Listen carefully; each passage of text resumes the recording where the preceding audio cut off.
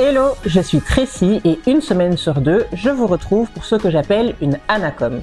Qu'est-ce que c'est une ANACOM? C'est une analyse de la communication. J'ai fait plusieurs analyses de la communication maintenant et ici on se retrouve pour l'ANACOM 7 qui est la dernière ANACOM de l'année. Et dans cette ANACOM, on va parler télé-réalité.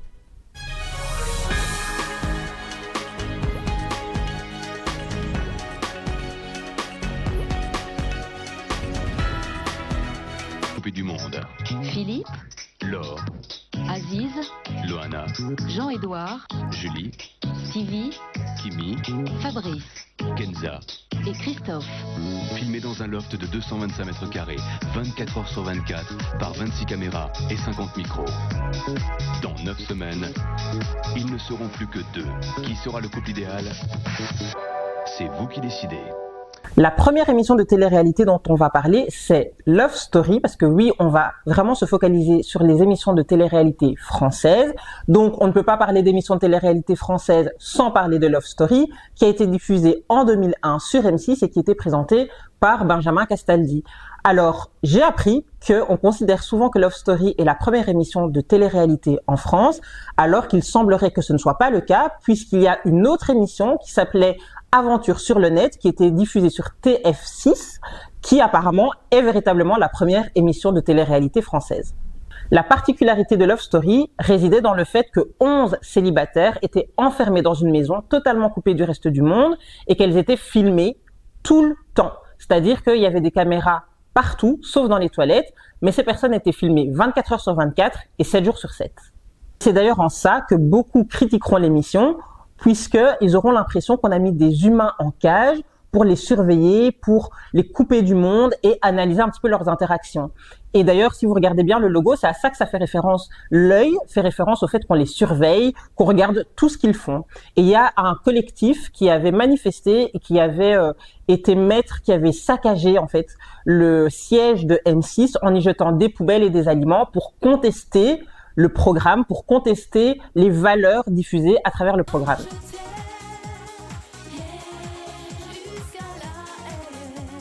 La gagnante de la première saison de Love Story, c'était Loana, qui avait d'ailleurs gagné avec Christophe. On s'en rappelle plus, mais en fait, le principe de l'émission était de faire gagner un couple et Loana avait gagné avec Christophe. Alors, ça peut sembler complètement fou aujourd'hui de le dire, mais Loana était une véritable star.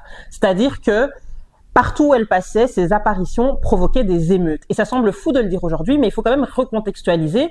C'était la première véritable émission d'enfermement avec autant de succès. Ça attisait la curiosité, ça attisait, la folie en fait des gens tout simplement. Et donc Loana c'était pas simplement une gagnante d'une émission de télé-réalité, c'était une star.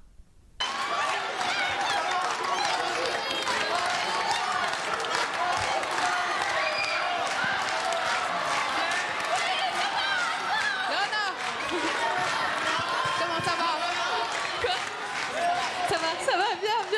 Enfin, ça va, oui, c'est génial. Comme les autres? Oui. Christophe, allez. Ah, Christophe, il a gardé son short, hein, finalement. Ouais, c'est clair. Obligé.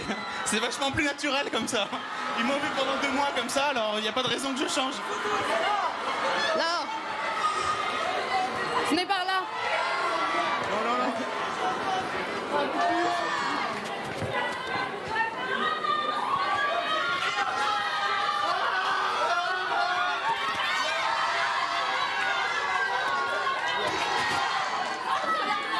Loana représentait vraiment le stéréotype de la bimbo blonde, sexy, à forte poitrine. En plus, elle était go-go danseuse à l'époque. Elle était jeune, elle avait 23 ans.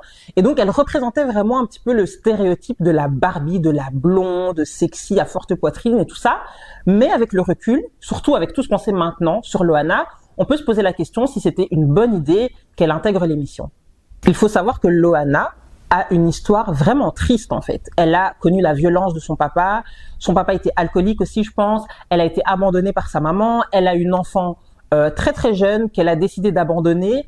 Et le papa d'ailleurs pensait que leur fille était décédée. Et il a appris via la presse que Loana avait placé leur enfant. Et donc il a cherché à avoir la garde de l'enfant, garde qu'il a obtenue. Mais bon bref, c'est une histoire triste. C'est l'histoire d'une fille qui est brisée.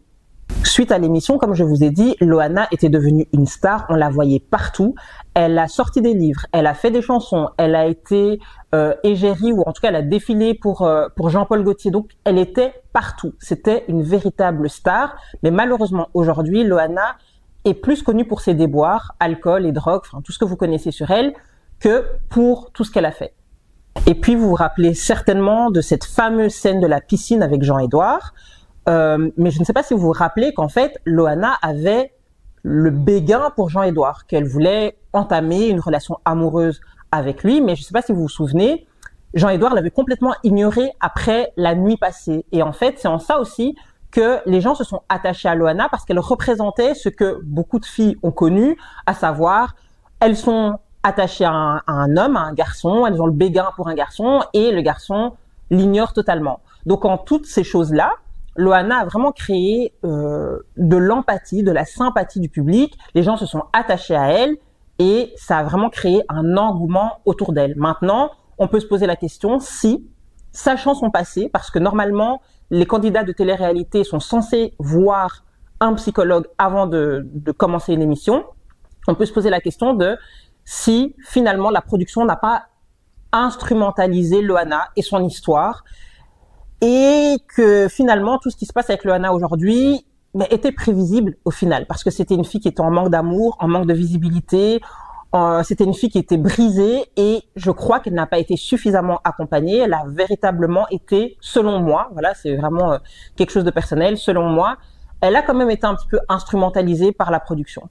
Il faut dire aussi qu'il y a la série Culte qui est sortie récemment sur Amazon Prime, que je n'ai pas encore regardée, j'espère pouvoir la regarder prochainement, mais qui retrace le parcours de Love Story, tant du point de vue de la production avec Alexia Laroche-Joubert que des candidats, mais principalement je crois que le focus est vraiment mis sur Loana, à voir, parce que je l'ai pas, comme je vous ai dit, j'ai pas encore regardé, mais j'ai vraiment envie de regarder parce que je pense que ça peut être intéressant de voir les différents points de vue, le point de vue de la production, de voir comment ça se serait passé dans les coulisses, de comment ils ont réfléchi pour mettre Loana dans cette émission. Je crois que ça peut être très très intéressant. Si vous avez regardé la série, dites-moi ce que vous en avez pensé, mais je pense que la production s'est un peu servi d'elle.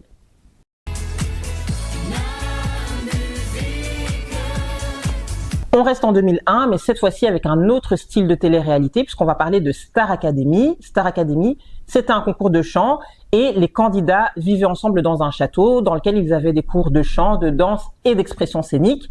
Et une fois par semaine, il y avait un prime durant lequel ils chantaient aux côtés de célébrités.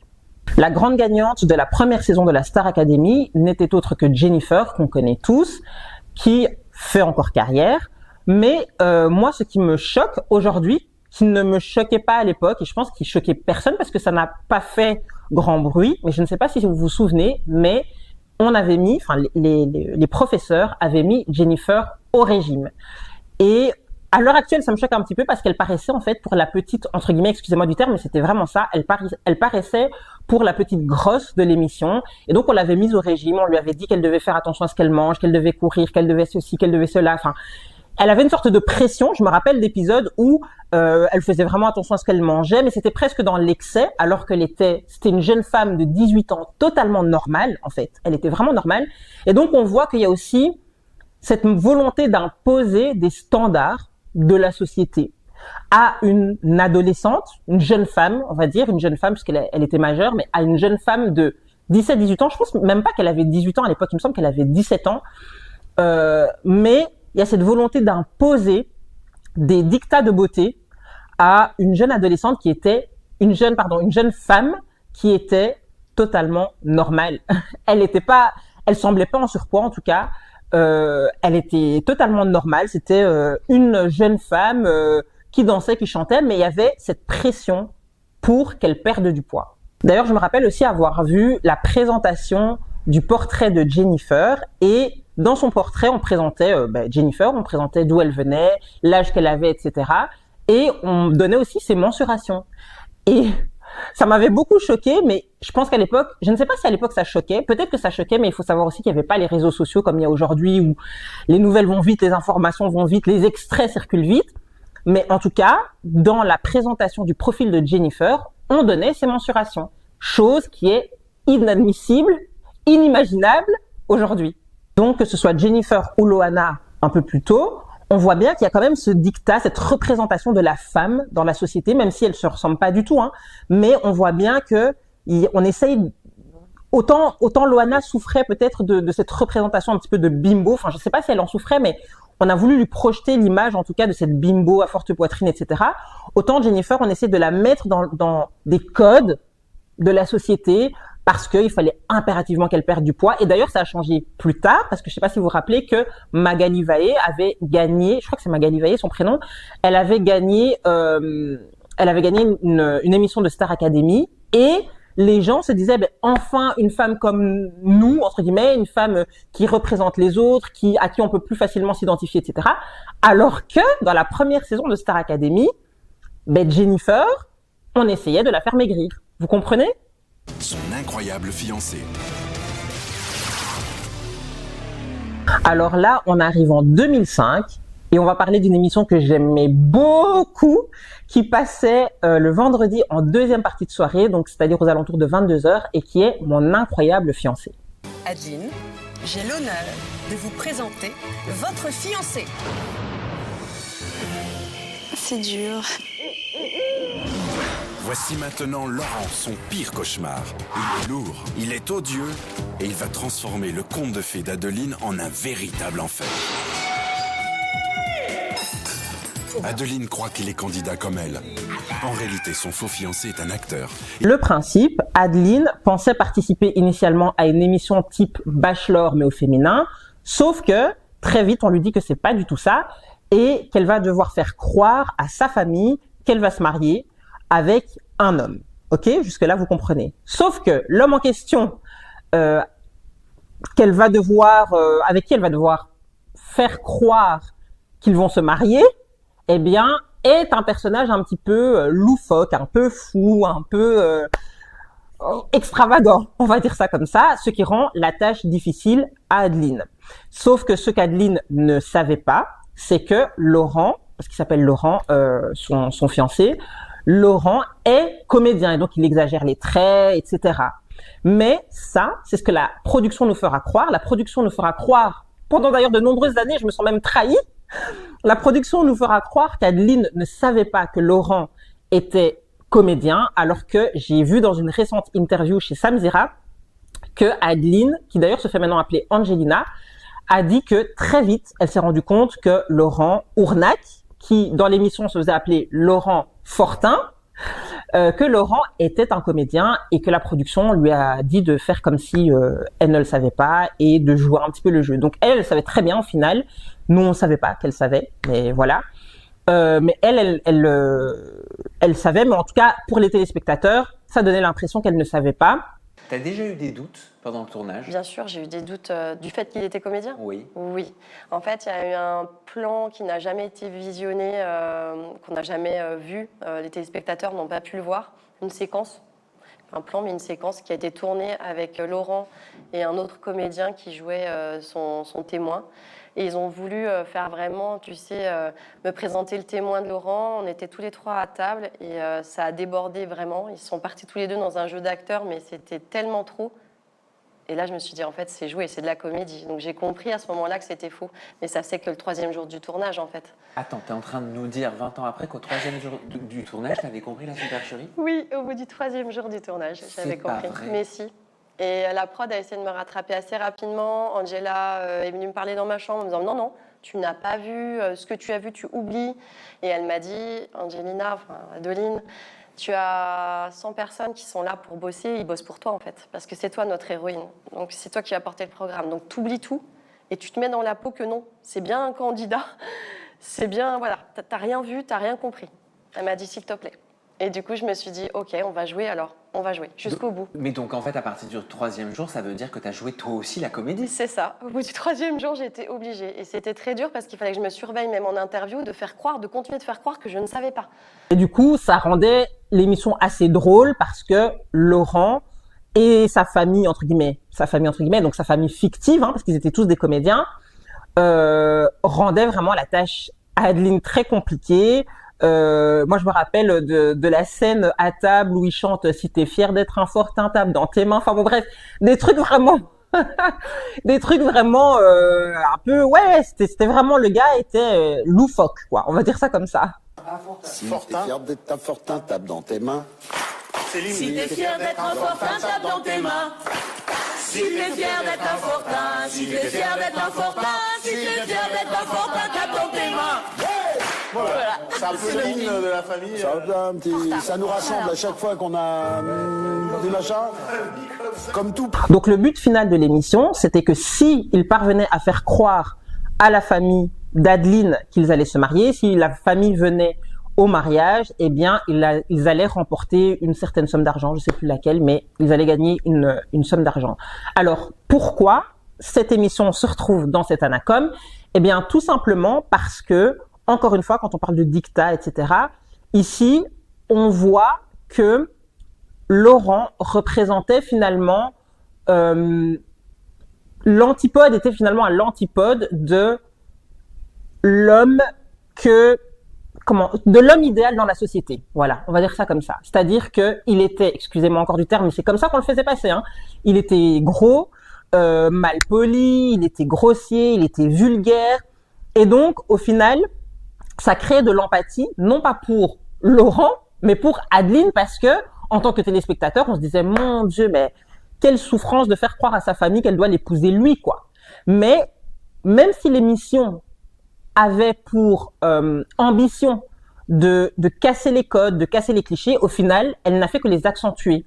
Parce que Laurent représentait finalement le cliché de l'homme obèse qui mange mal, qui est mal éduqué, qui est impoli, qui est maladroit, qui est grossier. Finalement, ça fait que on crée un peu plus les stéréotypes de l'homme obèse, en fait. Donc, il disait, en tout cas la production disait vouloir casser les codes, les clichés, etc. Mais au final, ça ne faisait que les renforcer.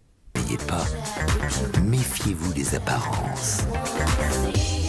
Place à la 5e saison de Secret Story, qui était une émission diffusée sur TF1, présentée encore une fois par Benjamin Castaldi. Et là, le principe de l'émission est assez similaire à Love Story, dans le sens où il y a des candidats qui sont enfermés dans une maison ensemble.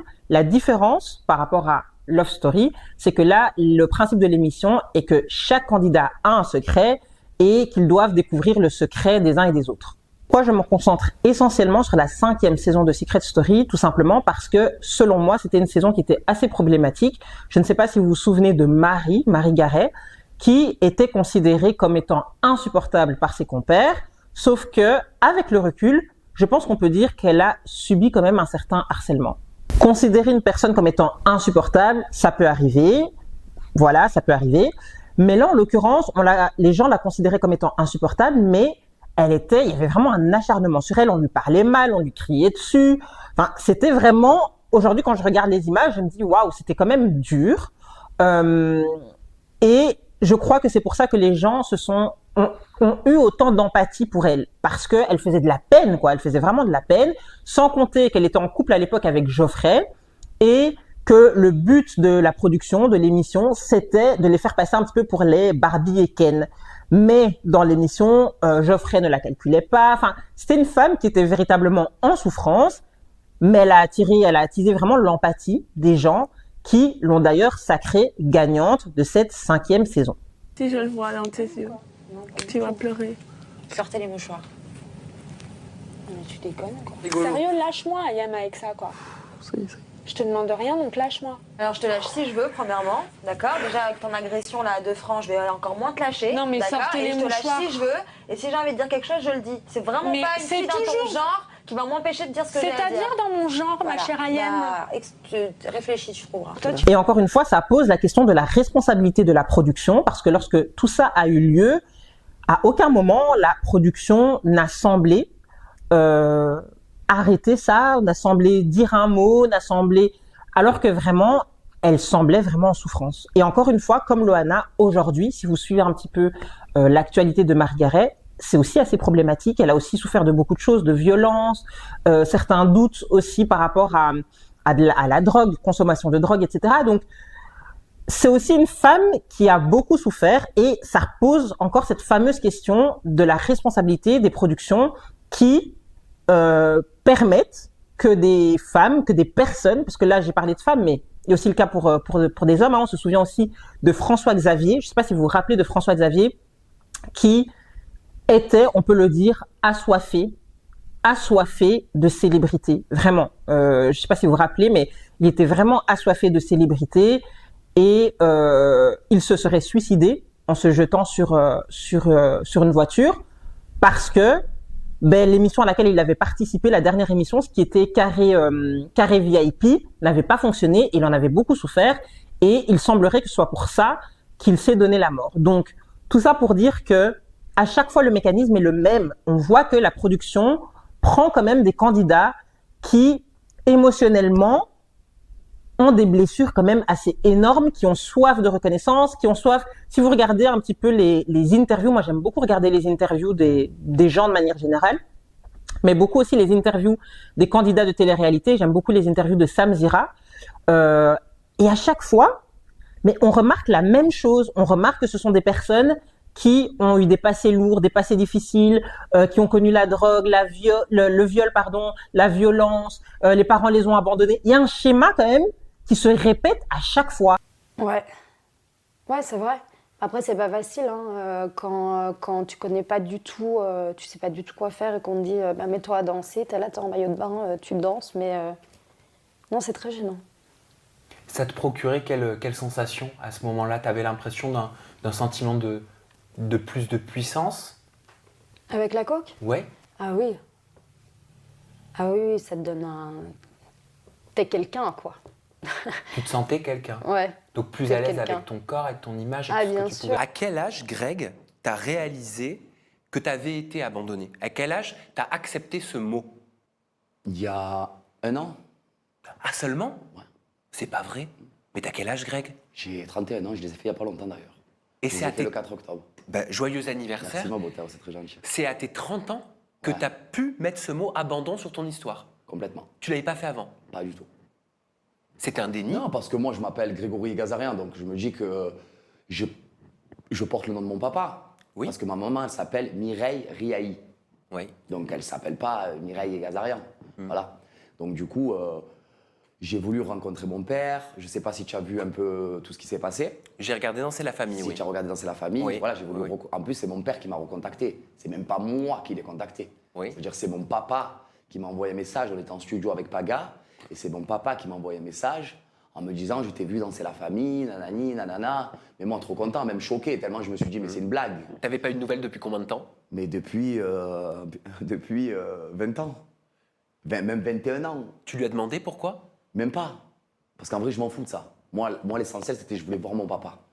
Sachant que, normalement, les candidats devraient voir un psychologue. Et d'ailleurs, il y a plusieurs candidats, ex-candidats d'émissions de télé-réalité qui ont dit que voir le psychologue, c'est vraiment un petit truc. Il te demande juste si ça va, oui ou non. Voilà, c'est tout, c'est fini. Il y en a plusieurs même qui ont dit que ils ont volontairement, délibérément menti au psychologue et que le mensonge était passé, mais vraiment comme si de rien n'était. Il y a eu aussi des scandales sur le fait que la production n'a pas vérifié parfois le casier judiciaire de certains. Enfin bon bref, tout ça pour dire que ça pose quand même problème sur la manière dont les productions choisissent les candidats de télé-réalité et aussi sur le suivi après la diffusion de l'émission. Comment est-ce qu'on devient une star de télé-réalité dans tout un hexagone, et même en Belgique aussi, quand on a des antécédents familiaux comme les tiens, des antécédents aussi avec ce qu'on pourrait appeler la toxicomanie, on en parlera aussi après, alors que la télé-réalité nous dit qu'il y a des rendez-vous avec les psys, que c'est extrêmement contrôlé. Est-ce que tu comprends que je puisse me poser cette question? Ouais, alors il y a plein de questions autour de la télé-réalité en ce moment. Je pense que j'ai beaucoup... En fait, j'ai toujours fait semblant de rien, tu vois. Le psy dans la télé-réalité, il faut savoir que déjà, ça passe par... Donc oui, il faut aller le voir, mais parfois, ça se passe carrément par Skype. Donc c'est simplement un appel visio avec la psy où elle te demande si dans ta famille, ça va. Oui, ça va. J'ai toujours dit que j'avais eu un père et une mère génial. Tu vois, j'ai jamais expliqué ma vie, jamais. Tu mentais? Ouais.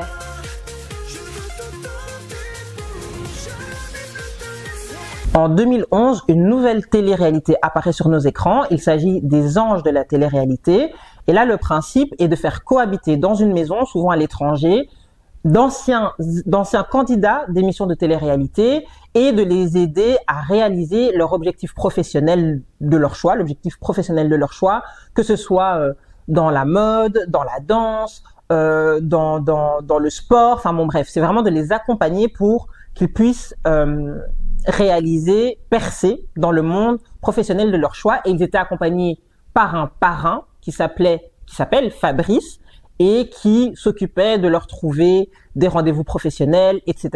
Je me devais de parler de cette émission dans cette vidéo parce que c'est au travers de cette émission que sont apparus ce que les jeunes appellent aujourd'hui les refs, à savoir les références, puisqu'on se souvient de Nabila qui, dans la saison 5, qui est en 2013, je pense que c'était la saison 5, en 2013, a dit la fameuse expression « non mais allô quoi ?»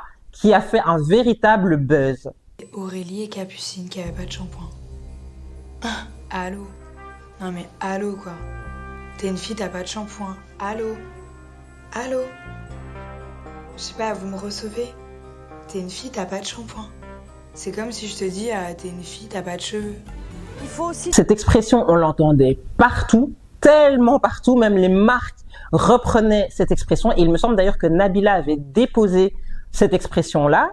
On la reprenait partout, mais je pense que c'est aussi lié avec l'avènement des réseaux sociaux parce que ça coïncidait aussi avec le début des réseaux sociaux. Donc c'était assez lié, mais c'était une phrase qui était reprise partout. Et depuis lors, il y a d'ailleurs beaucoup de phrases cultes des Anges de la télé-réalité, qui sont devenus aujourd'hui des refs.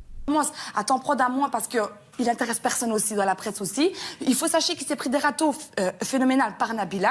Il a dit, bien sûr que oui, qu'il a voulu essayer de faire des paparazzis aussi, essayer de savoir à un moment donné, il faut qu'il arrête aussi. J'ai eu Sofiane encore au téléphone ce week-end qui m'a dit sincèrement, il se la raconte maintenant, s'il te plaît, dis la vérité. Donc voilà, pour Sofiane, je vais dire la vérité. Oui, il essaie de faire des choses. Sofiane aurait pu le dire. Alors ça, c'est pour le côté entre guillemets positif de cette émission, mais cette émission est aussi problématique sur de nombreux points parce que très clairement, et encore une fois, il y avait de l'harcèlement, il y avait de l'acharnement. On se souvient notamment d'Aurélie Preston qui se fait appeler aujourd'hui Aurélie Le Pêcheur. Enfin, elle se fait pas appeler, elle a pris son véritable nom. Elle a pris son nom qui est Le Pêcheur. Mais Aurélie Preston, mais aussi Andréane qui se faisait lyncher, mais lyncher devant les autres, publiquement, sous le regard moqueur de leurs camarades. Pour les enfants, on s'en fout. Ne me parle pas ici. Ne parle pas ici, ne parle pas là-bas, ne parle pas avec moi. Tes arguments, je me torche avec. Ben moi aussi. Ben je t'explique. Tu penses que ça m'atteint? Allez. Mais qu'est-ce qu'elle veut, hein? Elle est dans ma chambre et en plus elle me fait la leçon. C'est ma chambre, tu peux t'en aller? Ben je suis chez moi. Je vais passer du temps avec toi. Vas-y, bouge de là. La tête de ma mère, tu vas bouger. Allez, arrête, commence pas. La tête de ma mère. La tête de ma mère. Je vais déjà être obligée d'être avec toi pendant 48 heures. Est-ce que tu peux sortir, s'il te plaît, de ma chambre? Ben je t'entends parler de moi, excuse-moi. Mais je m'en... T'existes, non, malheureusement. Je suis bien obligée de parler de toi. Je vais passer du temps avec toi, moi. Ça me dégoûte, je préfère vomir. Je suis pas méchante, mais j'aime pas. J'aime pas ta voix. Ok. Bah libre à toi, maman. Ce que tu viens de faire, c'est juste pathétique. Tu m'attaques de suite sur mes projets professionnels. Ok, zéro éducation, y a pas de problème. Je vois à qui j'ai affaire. Merci. Merci. Bonne nuit. Tout le monde un peu reprend sa vie, c'est automatique. On se sépare tous dès qu'il n'y a plus de gens en commun. Et de là, j'ai Aurélie de ses 1m50 les bras levés qui vient me voir. Je peux te parler? T'as un problème avec moi particulier ou... Des problèmes de quoi? Je sais pas, on fait un jeu en fait, tu te permets de me tacler.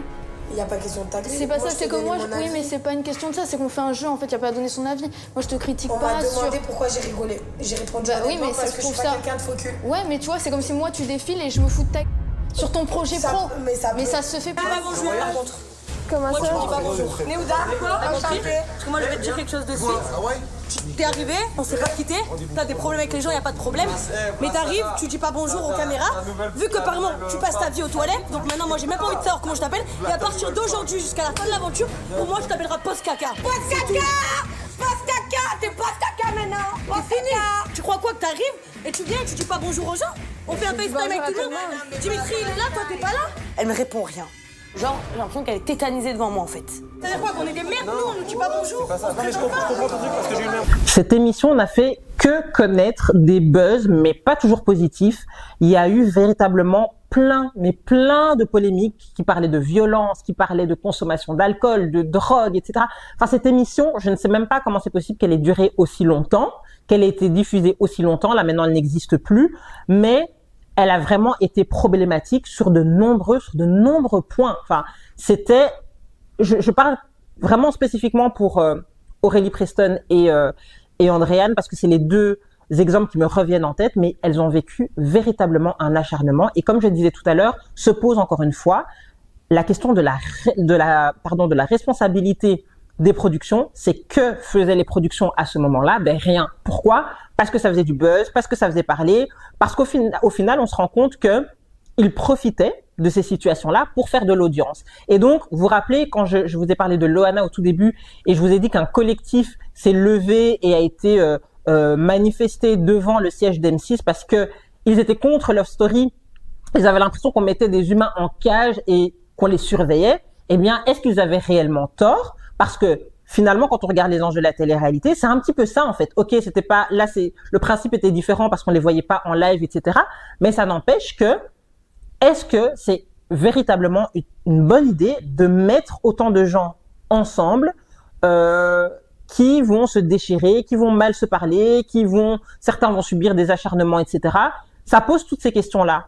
Et est-ce que finalement dans la télé-réalité, on voit, est-ce que la télé-réalité est le reflet, le miroir de ce qui se passe dans la société, ou est-ce que la société a été impactée par la télé-réalité? Ça, c'est vraiment une question à laquelle je voudrais votre réponse, parce que ce soit tant au niveau des dictats de beauté, que ce soit tant au niveau des clichés, des stéréotypes, que ce soit au niveau de la violence, de l'harcèlement, etc.